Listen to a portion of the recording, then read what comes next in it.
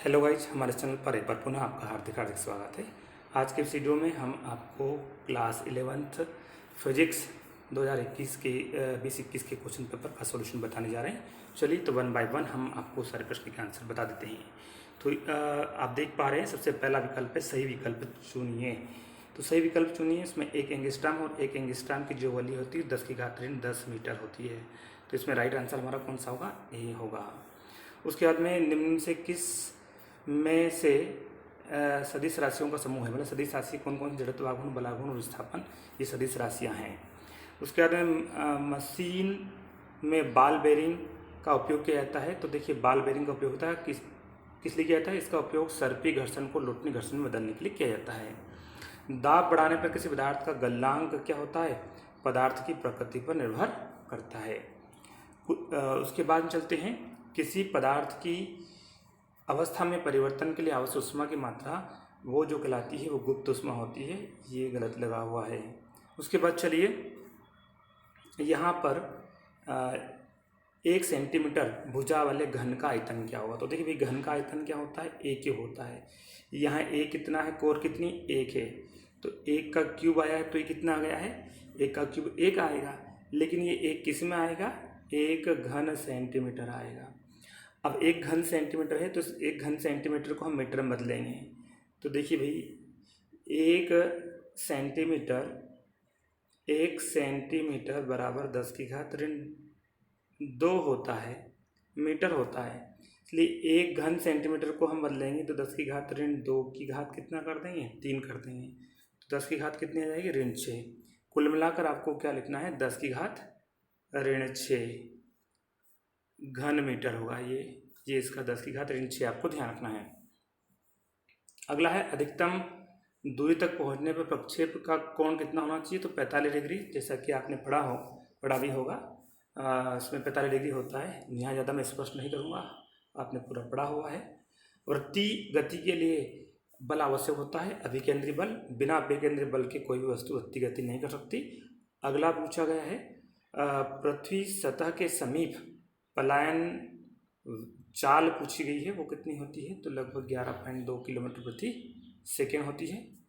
और उसके बाद में भू तुल्यकालीन उपग्रह का आवर्तकाल होता है 24 घंटे होता है। जो आपने पढ़ा है कि जो भूतुल्यकालीन उपग्रह है वो भूस्थायी उपग्रह इसको कहते हैं। उसके बाद में सही जोड़ी, तो देखिए, कार्य का एसआई मात्रक क्या होता है? जूल होता है। मैं सीधे दिखा देता हूँ। शक्ति का एसआई मात्रक क्या होता है? वाट होता है। ये मैं यहाँ दिखा देता हूँ आपको। सॉरी, यहाँ पर मुझे थोड़ा गड़बड़ हो गया, इसको ठीक कर लेते हैं। चलिए, तो यहाँ पर फिर से बताता हूँ क्योंकि गड़बड़ हो गया था। कार्य का एसआई मात्रक जूल, शक्ति का एसआई मात्रक वाट, और ऊर्जा का एसआई सीजीएस मात्रक अर्ग, और जड़त्व आघूर्ण का एसआई मात्रक किलोग्राम प्रति मीटर स्क्वायर, और कोणीय संवेग जो है वो है जूल सेकेंड। ये रहेगा। इस तरह से एक जोड़ी हो गई। उसके बाद अगले क्वेश्चन की ओर चलते हैं। अगले क्वेश्चन में लिखा गया है, हाइड्रोलिक मशीन के सिद्धांत पर कार्य करती है। तो ये पास्कल के नियम पर या पास्कल के सिद्धांत पर कार्य करती है। एक कैलोरी ऊष्मा को परिभाषित कीजिए। तो ध्यान देना, किसी वस्तु के ताप को 14.5 डिग्री सेल्सियस से 15.5 डिग्री सेल्सियस अर्थात 1 डिग्री सेल्सियस बढ़ाने के लिए, ध्यान देना, पर वो 1 डिग्री सेल्सियस कहाँ से कहाँ? 14.5 से 15.5 डिग्री सेल्सियस बढ़ाने के लिए आवश्यक ऊष्मा की मात्रा को 1 कैलोरी ऊष्मा कहते हैं। ऊष्मागति का शून्यवां नियम क्या है? तो यदि दो वस्तुएं तापीय संतुलन में हो, जैसे एक वस्तु ये है और दूसरी वस्तु ये है, यदि दो वस्तुएं पृथक पृथक किसी तीसरी वस्तु से ऊष्मीय संतुलन में है, जैसे मान लीजिए ए वस्तु है, ये बी वस्तु है, ये सी वस्तु है। यदि वस्तु ए सी के साथ ऊष्मीय संतुलन में है और वस्तु बी वस्तु सी के साथ ऊष्मीय संतुलन में है, तो ये वस्तु ए और बी भी ऊष्मीय संतुलन में रहेगी। कुल मिलाकर मैं लिख रहा हूँ कि यदि दो वस्तुएं किसी तीसरी वस्तु के साथ तापीय संतुलन में हैं, तो वो दोनों वस्तु भी परस्पर क्या रहेगी? परस्पर ऊष्मीय संतुलन में रहेगी। ये ऊष्मागतिकी का शून्य नियम है। उसके बाद में सेकेंड लोलक के आवर्तकाल का मान कितना होता है? 2 सेकेंड। ये आपको लिख देना है कितना? 2 सेकेंड। और तरंगों के अध्यारोपण सिद्धांत को लिखिए। तो देखिए तरंगों का अध्यारोपण सिद्धांत है, उसका गणितीय रूप में लिख देता हूँ। y बराबर y1 plus y2 plus y3, इस तरह से आगे भी डैश डैश आपको कर देना है। इसका मतलब यह है कि यदि जब दो तरंगे माध्यम के किसी बिंदु पर एक साथ पहुंचती है तो उनके द्वारा परिणामी विस्थापन उनके द्वारा पृथक पृथक विस्थापन के सदिश योग के बराबर होता है। यह अध्यारोपण का सिद्धांत होता है। उसके बाद में कोणीय संवेग संरक्षण का नियम क्या है? कोणीय संवेग संरक्षण का नियम है कि कोणीय संवेग क्या रहता है? सदैव संरक्षित रहता है। यदि किसी वस्तु पर जड़त्व आघूर्ण न लगाया जाए, कोई बाह्य बल आघूर्ण न लगाया जाए तो उस वस्तु का कोणीय संवेग क्या रहता है? संरक्षित रहता है। ये 2 नंबर का प्रश्न इस तरह से आपको लिखना है। 2 सदिशों के सदिश गुण लिखिए। तो सदिश गुण क्या होते हैं? 2 सदिशों के सदिश गुणन के, तो देखिए सदिश गुणन क्या होता है? a डॉट b बराबर क्या होता है? ab साइन थीटा होता है। मैं फिलहाल इसको क्लियर कर दूं इधर। यहाँ से मैं आपको पूरा बताने की कोशिश करूँगा। इस सूत्र के माध्यम से मैं आपको सदिश गुणन की विशेषता बताने की कोशिश करूँगा। A B sine theta. तो ध्यान दीजिए यहाँ पर 2 सदिशों के गुणन की विशेषता क्या है? पहली विशेषता है कि यदि थीटा 90 रहेगा, थीटा इक्वल टू 90 रहेगा तो उनका जो गुणनफल है ए और बी सदिश का गुणनफल उनके परिमाणों के गुणनफल के बराबर आएगा। दूसरी विशेषता, यदि थीटा इक्वल टू 0 डिग्री है तो ए और बी का जो क्रॉस प्रोडक्ट, सदिश गुणा है इसलिए क्रॉस लगाना आपको, क्रॉस लगाना पड़ेगा, यहाँ पे ध्यान देना। तो यहाँ पर क्या लगाना पड़ेगा? थीटा इक्वल टू 0 तो ए क्रॉस बी क्या हो जाएगा? ये हो जाएगा 0 हो जाएगा। अर्थात 2 सदिशों के बीच का कोण 0 हो तो उनका सदिश गुणनफल क्या होता है? 0 होता है। तो इसके बाद चलिए अगला, एक इसकी विशेषता है कि 2 सदिशों के सदिश गुणा से जो राशि प्राप्त होती है वो भी कैसी प्राप्त होगी? जैसे ए और बी से कोई तीसरी राशि प्राप्त होती है वो भी सदिश होती है। तो ये 2 विशेषता की हमने 3 विशेषता बता दी। प्रत्यास्था के लिए हुक का नियम क्या है? तो देखिए ये शब्द पहले ये फार्मूला पढ़िए तो समझ में आ जाएगा आपको कि मैं क्या कहना चाहता हूँ। प्रतिबल विकृति, ये तो ये हुक का नियम है, मैं बता रहा हूँ। प्रत्यास्था की सीमा में जो प्रतिबल है वो विकृति के क्या होती है? समानुपाती होती है। ये क्या होता है? हुक का नियम। तो आप सीधे लिखेंगे प्रत्यास्था की सीमा में प्रतिबल विकृति के समानुपाती होता है, यही हुक का नियम है। उसके बाद लिख देना अर्थात प्रतिबल समानुपाती विकृति।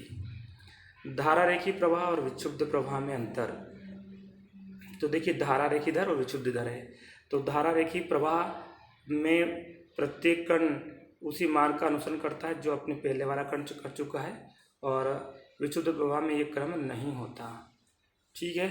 और धारा रेखी प्रवाह जो है एक आदर्श अवस्था है और विक्षुब्ध प्रवाह एक आदर्श अवस्था नहीं है।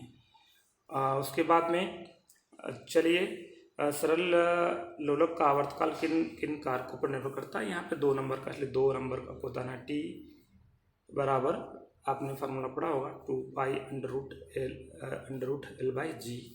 तो देखिए टी जो है एल पर, जी पर, और चलो फिलहाल 2 ही पॉइंट दिए, 2 ही बताइए आप लोग।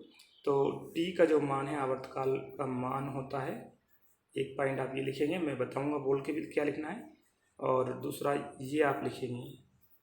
तो देखिए पहला आप लिखेंगे यहाँ पे किन किन कारकों पर निर्भर करता है? 2 कारक आपको बताना है।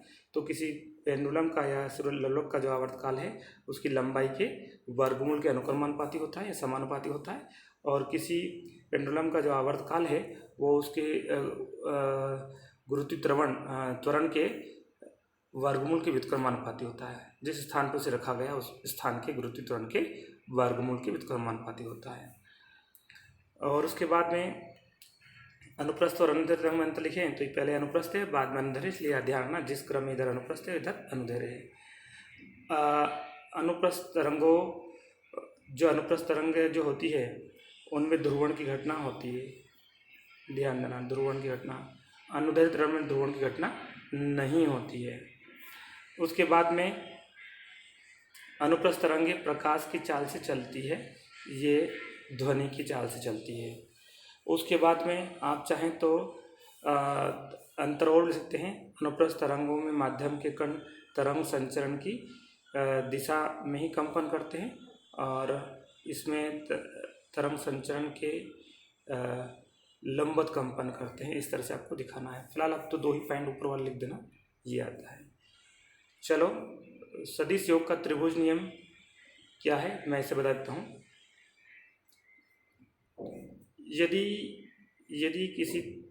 यदि 2 सदिशों को किसी त्रिभुज की 2 भुजाओं की 2 संलग्न भुजाओं के क्रम में प्रदर्शित किया जाए, जैसा कि आप यहाँ देख रहे हैं, एक सदिश ए है और एक सदिश बी है।